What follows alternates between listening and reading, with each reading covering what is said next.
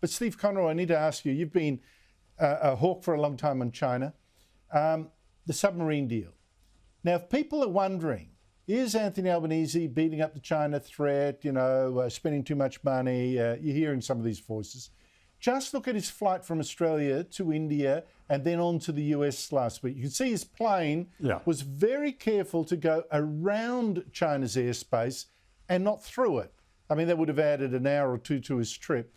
That's not a good sign, is it?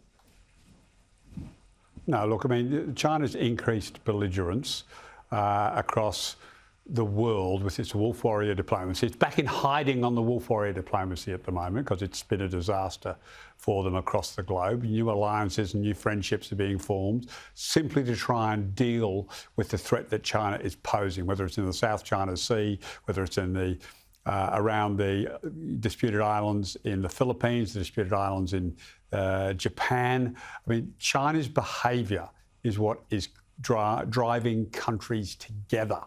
And the need for Australia to have the best possible weapons to deter. I mean, this is not about Australia being aggressive towards China.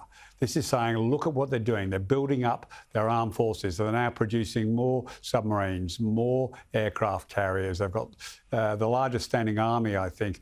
When you put all that together and you see that they're going to spend more, you begin to realise that Australia has not been well served over the last 30 years in the advice on the equipment that we should purchase.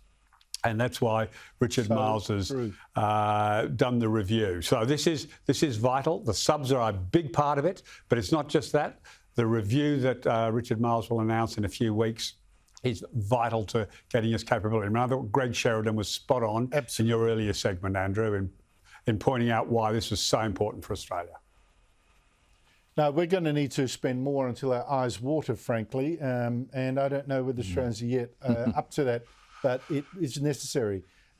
You have a look at China, what it's doing. It is frightening. Michael Kroger, Steve Conroy, thank you both so much for your time.